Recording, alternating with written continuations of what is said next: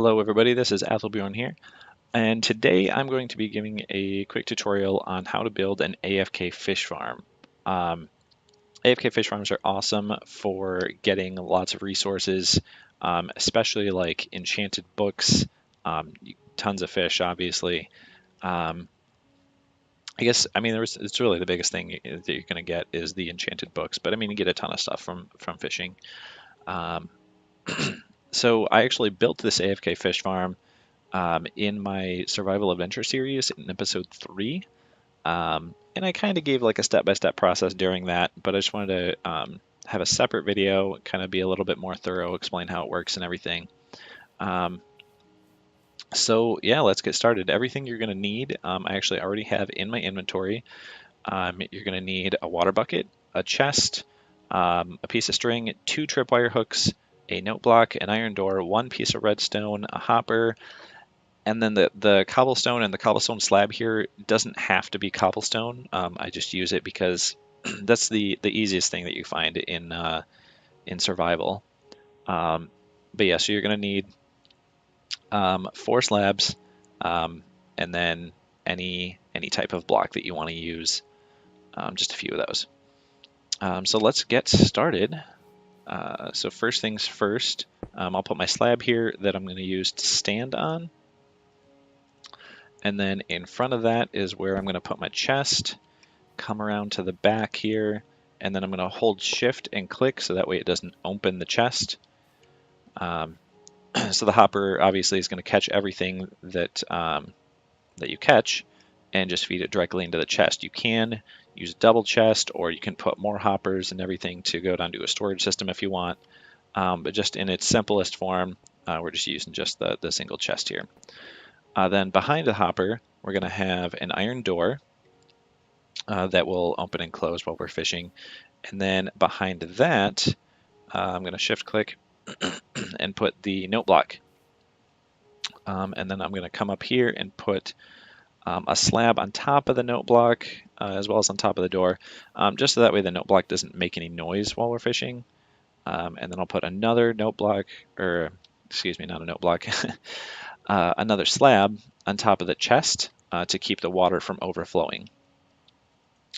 So the great thing about the note block is that I can hold down the right click all day long and it doesn't affect the fishing rod at all.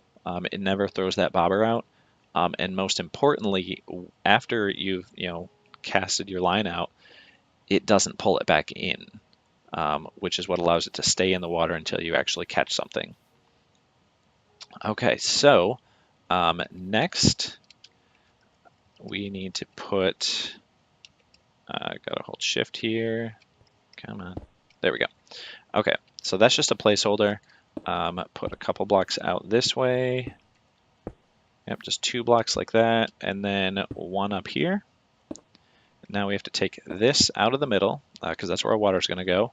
And then we don't actually need these corners. You can take them in, leave them out. Doesn't really matter. And then on each of these blocks right here, just going to put 1 of the tripwire hooks. And then take your 1 piece of string, and then kind of looking at the slab here, place the string right there. Okay, that gets those 2 ready. Now I can turn that on and off by walking through the string right there. So then we just come around back here, place 1 block right there, and then put some redstone dust right there. That'll connect the tripwire hooks to the iron door. So that way now, when we walk through it, it opens the door. So last thing is the water. And I gotta hold shift again, there we go. And it's done, that's it. It is that easy to do, not very resource intensive. It's pretty great. So now if I sit here, hold right click, you can see my bobber just sits right there. So when I throw out the line, it catches on that tripwire hook, which is what opens the door. So then as long as my bobber sits there on the top, the door stays open. And then you saw right there, when I caught something, or when the bobber went down, it deactivates the tripwire hook, shutting the door, which then allows me to bring the bobber back in because the fishing rod will actually react with the door, just like almost every other block that you want to look at. So haven't actually caught anything. It's weird. Let's keep going just to prove that this works. Okay. Should be pretty quick. I've got actually enchanted this fishing rod, so should be, there we go. It should have got something there. Oh wait, what am I thinking? It's not going to be in my inventory. Here we go. Okay, so within, just a minute there, I mean, yes, I have an enchanting fishing rod, so I'll catch stuff faster, but just to show you real quick, so I've got some raw fish, raw salmon, a saddle, and a lily pad already in just like a minute. So this fishing rod, I actually have Luck of the Sea 3 and Lure 3 on it. But I mean, even just a regular fishing rod, it still works just fine. But yeah, I mean, that's all there is to it. It's pretty simple. What I usually do from here, I've heard people, like some people will like set like a coffee mug or something on their mouse. What I typically do is I'll go into the controls and just set my my right click to something else, like say like my right arrow key. Excuse me.